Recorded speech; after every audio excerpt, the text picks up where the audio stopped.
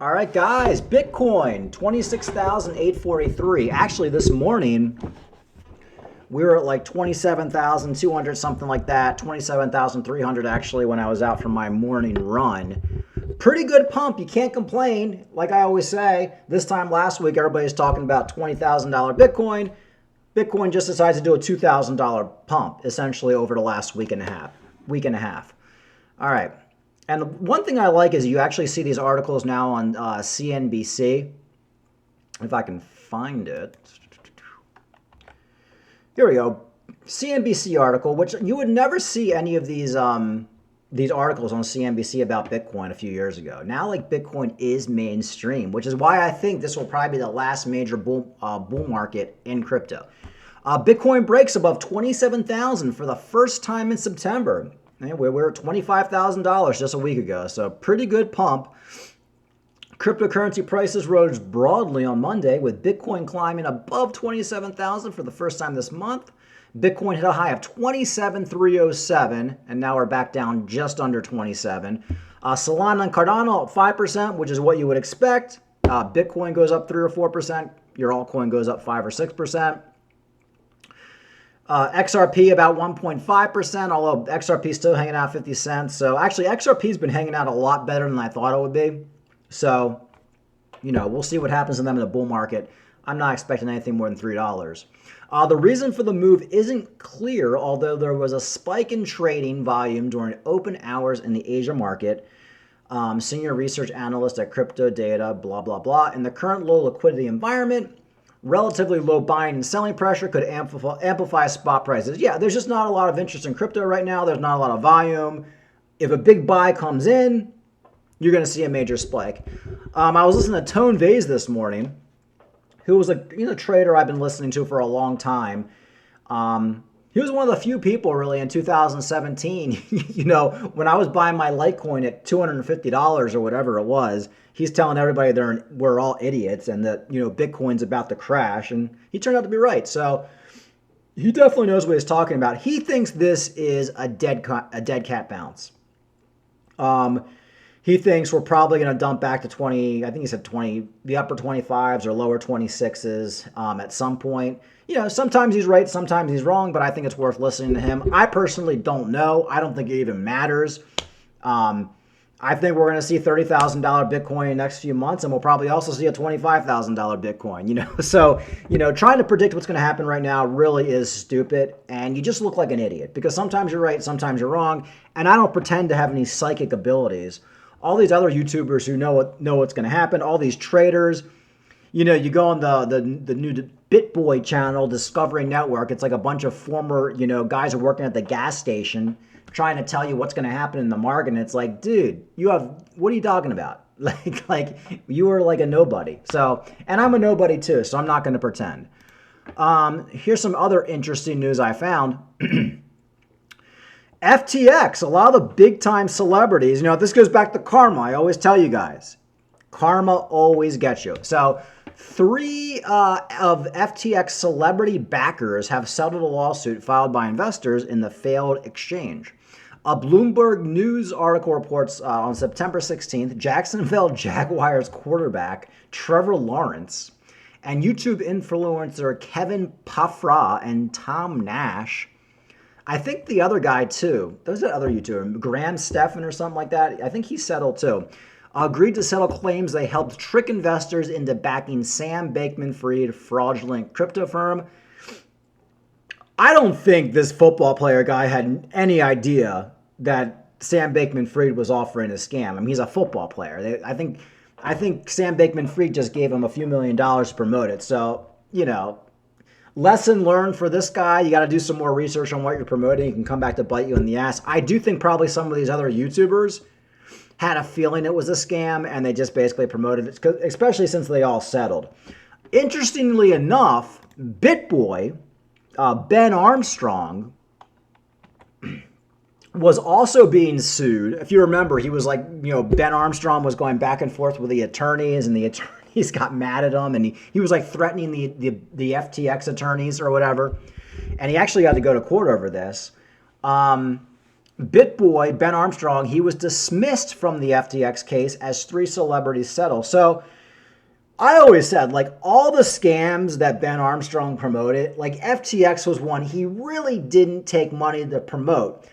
And the only reason being that Ben Armstrong got in some sort of weird fight with Sam Bankman-Fried, like over, I don't know, Ben Armstrong was trying to come up with some crypto bill, and he felt like Sam Bankman-Fried, like, stole some wording, and he tried to take credit for it. So after that moment, Ben Armstrong went on like a tangent against Sam Bankman-Fried. And because of that, he never really took money to promote the FTX exchange or FTT token. But he did promote the hell out of the FTT token, you know, just like he promoted every other scam. I mean, here he is right now promoting FTT. On this channel, we were telling you it was always a scam. TT, that is the token of FTX. Sam Bankman-Fried, everything this man touches turns to gold. I don't know. Moon. There's a massive story out right now about FTX. That was not a dab. That was a sneeze. What we're looking at. FTT is potentially going to be one of the few coins I believe that could go up in the bear market. Now, anyway, this is a very incriminating video. So anyway, even though I don't think Ben Armstrong, guys, I don't know. This is one of my favorite videos that Ben Armstrong ever made because obviously he's like cracked out. But I don't think he took any money to promote FTT. I think it was just almost like if I were to come out and say, you know, which I've done, and say, oh, I love Cardano, I'm buying Cardano, and then Cardano turns out to be a huge scam, which I can't see that happening. You know, you really can't hold it against me because I bought Cardano, I hold Cardano, and I lost money like everybody else. But Ben Armstrong being such a big influencer, you could probably take this video and say, hey, look, I mean, you're promoting a scam. But anyway, he was released from that. It's just, the whole thing's weird to me because, like I said, all the scams he promoted, and they go after him for FTT, which is like the one coin that, like, obviously he wasn't taking money to promote, and he was actually railing against Sam Bankman-Fried because they got in that little fight. So I don't know. It's kind of like the Hunter Biden thing. It's like you take like the weakest case, and then you go after him for that one when there's so many other big cases you could go after these people for. But I think because FTX was so big, and there were just so many lawyers involved, they just figured, hey, look, we're going to throw Ben Armstrong in there. And I always said, I don't think they should have sued Ben Armstrong for promoting FTX because it was obvious that he wasn't really a big fan of FTX, except for this video he made. But like a few months after, he was completely shitting on FTX. And it was pretty obvious that like he wasn't running like sponsorships on his channel for the FTX exchange. So anyway, so he's out of that lawsuit. So, you know, Ben, you don't have to worry about that lawsuit anymore. Continuing on BitBoy, I just checked the BitBoy YouTube channel, and he's still not making any videos. So he promised everybody he would make a video starting last Tuesday or the Tuesday before. He's been dead silent since. The last thing he really tweeted was, this was on the 14th, so 5 days ago. Had an emergency hearing today. We should know by Tuesday where this goes. I've been advised not to comment, so I'm not going to comment, blah, blah, blah. By next week, we will know the direction, and we haven't heard from him since. So, you know, that's why I said I think the guy now, he has no YouTube channel that he's making videos on. He's being sued by the other company. They're back and forth in the litigation. Obviously, his mental state is absolutely all over the place. And the guy pretty much went from being on top of the crypto world through scamming people, and now he's like bottom, doesn't have a channel anymore, nobody's watching, nobody cares. And if he keeps this up, he's going to be completely forgotten about, and it's not going to look too good for him. And I have been following the Discovery Network a little bit, you know, the Hit Network, the old BitBoy channel. I mean, they're still getting like 15, 16,000 views, but they were getting a lot more than that before. So like I've been saying, all Ben Armstrong has to do is start doing some live streams, and he's going to put them out of business. But I guess maybe his attorney told him not to make any videos, or he's having a mental breakdown. I don't know, but there really hasn't been any new BitBoy news or Ben Armstrong news really in the last couple of weeks. When I wish there was, because it actually gives me stuff to talk about. Here's the last thing I want to talk about. You know, I was always a big fan of Binance US. mainly because of their cheap fees, and they had some pretty good coins. Like you're able to get Theta on there, VeChain, Cardano. I never had a problem with Binance.us. Like literally, like Coinbase will charge you $50 to do a trade, and Binance.us will charge you $5. And for a lot of Bitcoin trades, it was free. So I always liked Binance.us, never had a problem on the exchange. Of course, a few months ago, the SEC started coming out against Binance.us, and I said, look, get your money off Binance.us, put it on Coinbase, put it in a private wallet, and if you want to do some trades on Binance.us because it's cheaper, yeah, send it to Binance.us, do your trade, get out. Because the writing is on the wall that for whatever reason, the United States, the SEC, has it out for Binance.us. And Binance.us being a small exchange and not a big moneymaker for Binance. Binance's big moneymaker is Binance. Binance.us is just like a little thing they created to have some market share in the United States. And I think what's going to happen is I think enough heat is going to come down on Binance.us that CZ Binance and Binance.us people are just going to say, you know what, we're making so much money with Binance. Why are we even fucking around with Binance.us? And actually, the CEO just quit. I think they've gone through a couple CEOs in the last couple of months. So here's an article I found. SEC rips into Binance.us over shaky asset custody, asks court to order inspection. The regulator asked a U.S. court to reject Binance's half-hearted objections to its motion, seeking deposition and inspection and communication from the exchange.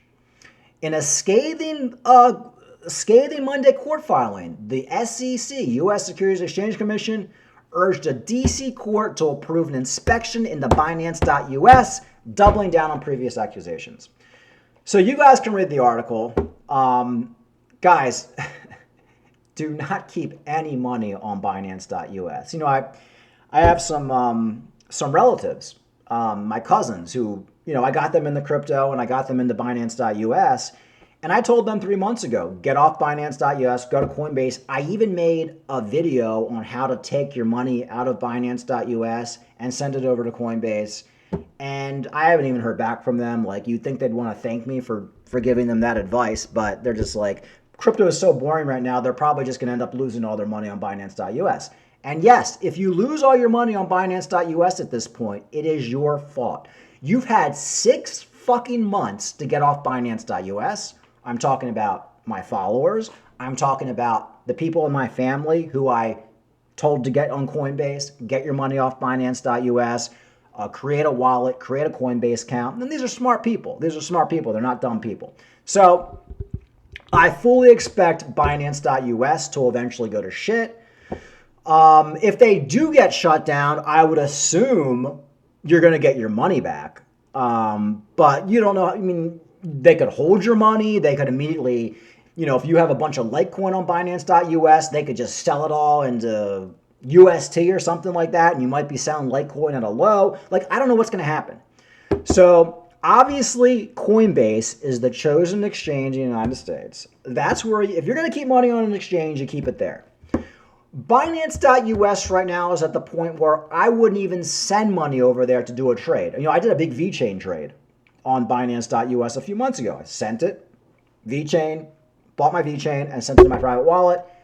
I bought thousands of dollars worth of VeChain. It cost me like $10. If I did that on Coinbase, which you couldn't even get VeChain on Coinbase back then, it would have cost me like $100. So it really sucks because Binance.us has great fees. I'm gonna have to find another exchange because I refuse. The only trade I'll do on Coinbase is when I cash out in the bull market. If I'm cashing out hundreds of thousands of dollars and they charge me $300, whatever, I'll deal with it. But I'm not paying no $50 to trade some VeChain or whatever. I charge, they want to buy some Cardano, they're going to charge me $100. I'm not doing it. So, but as far as a safe place to keep your money, you keep it on Coinbase. So that's it. This is probably one of the last videos I'm going to make. I'm telling you guys, if you're on Binance.us, you've had your time to get off. When the shit hits the fan with Binance.us, next month, the following month, next year, next week, you only have yourself to blame. Okay? All right. All right, one last look at the market. Bitcoin 26,761. I mean, overall, you can't complain, guys. This is what we would expect. Everybody's bearish, Bitcoin pumps. Now, everybody's bullish. Bitcoin will probably dump. I'm not even going to guess what's going to happen right now. Good old Cardano's been hanging out at 25 cents for the last freaking year. Dogecoin just loves that 6 cents range. And is there anything else really happening in the market? Whatever. Let's see what's going on with VeChain. Where's VeChain at? VeChain. Yeah, VeChain, I think VeChain's probably going to go back to 0.015, maybe a little bit lower. Could be wrong, but I think that Coinbase pump is going to wear off pretty soon. Other than that, guys, not too much new. Just hang in there. That the bull market's going to be here before you know it. I know things are boring right now, but that's crypto. All right, like and subscribe. Talk to you later.